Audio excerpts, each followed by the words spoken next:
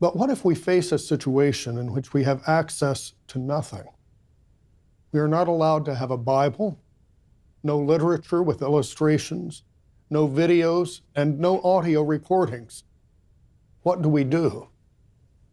Our recollection of what we have read in the past can keep our spirituality intact.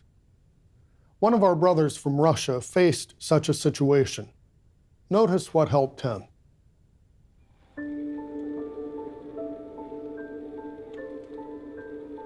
The year was 1963.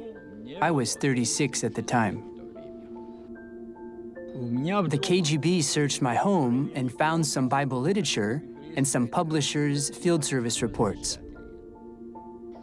So I was sentenced to 5 years of imprisonment for being an organizer.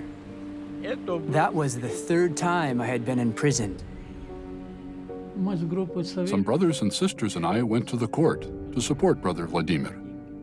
When he saw us, he clasped his hands and declared, "Everything is fine."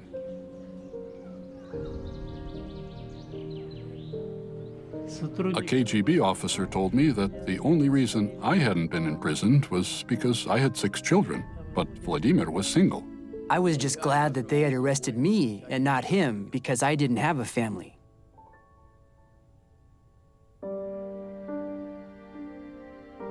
In the camp, I didn't have a Bible or any Bible literature at all. All I had to keep me going was the knowledge I already had. We prayed for him, and we sent greetings and encouraging messages to him through his relatives. Due to the strict censorship in the camp, we were not allowed to write anything spiritual in our letters to encourage each other. If we did, the letters were confiscated. But I really wanted to send Brother Mikhail something encouraging. I was growing flowers with a group of inmates in the camp, so instead of sending him a letter, I decided to send him a bouquet of flowers. Vladimir's sister Olga came to our home, and she brought me a beautiful bouquet of flowers from Vladimir.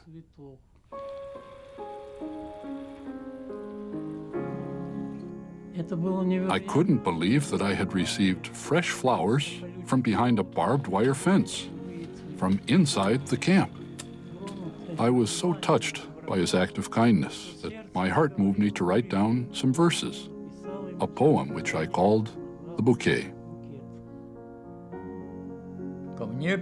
My relatives came and visited me in the prison and delivered to me the poem. I kept the poem in a very secret place. It could have been confiscated, and I could have been punished because it was about God. After Vladimir was released from prison, well, he told me that my poem had really strengthened him, that he had often taken it out of its secret hiding place to read it over and over again. If it hadn't been for the support I received from Jehovah and the prayers of friends, it would have been much harder for me to serve my time. The poem that I had received helped me not to feel separated from my friends, and most importantly, not from Jehovah. So many years have now gone by, but we have remained firm through the difficult times, and we continue serving Jehovah. Lately, Vladimir and I have been trying to keep in touch by phone, but we haven't seen each other for 7 years. I would really love to see Vladimir again. He doesn't know that I've decided to go and visit him. I hope that he likes the surprise.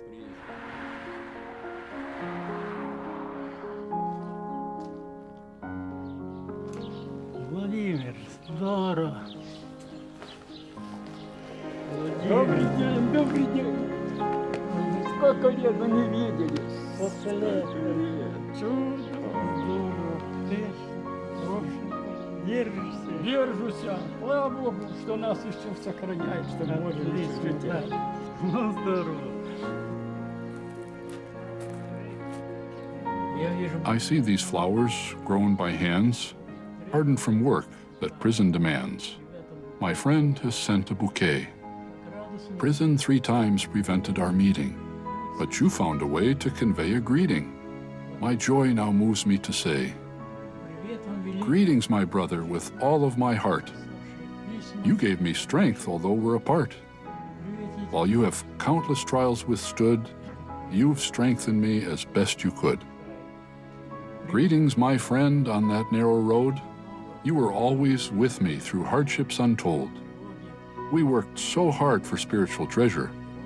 Blessed we were for sticking together. Cruelly, my friend, you were taken from me when they tried to break our integrity.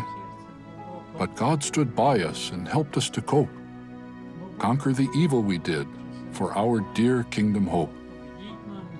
How grateful we are and always will be for spiritual vision by which we can see the crown of life promised to those who stay on the loyal course they chose.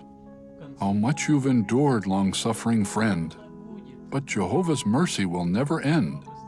On a paradise earth our hands will unite, planting more flowers to gladden his sight. Christ Jesus will heal us during his reign, so no trace of sin will ever remain. And far from the trials that we overcame, forever we'll praise Jehovah's great name.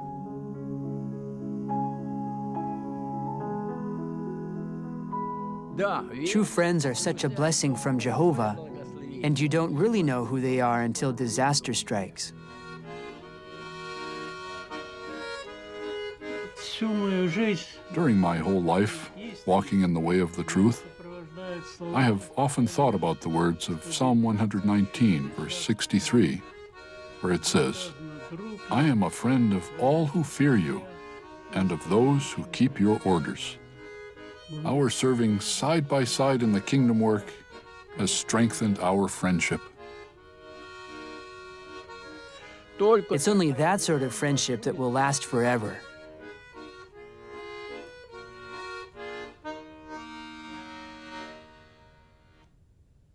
What a beautiful friendship.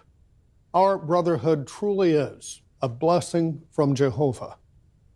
Brother Mikhail Savitsky spent many years as a circuit overseer, helping the kingdom work progress in Siberia, Northern Caucasus, and the countries of Georgia and Armenia. In 1992, he had the privilege of being one of those who signed the documents that confirmed legal recognition of our work in Russia. However, we regret to inform you that sometime after this segment was produced, Brother Vladimir Vakolik fell asleep in death. He was 88 years old and had served Jehovah faithfully for over 59 years.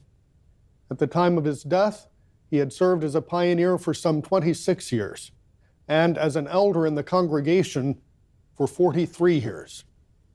From his interview, you can clearly see the faith that kept his spirituality strong through 12 years of imprisonment. And he is a good example for us. Did you notice one aspect of his circumstances while incarcerated? He said, in the camp, I didn't have a Bible or any Bible literature at all. All I had to keep me going was the knowledge I already had. That could happen to us. When persecution starts, we need to be prepared. That's one reason why it is so important not to neglect our study of the Bible while we have the opportunity.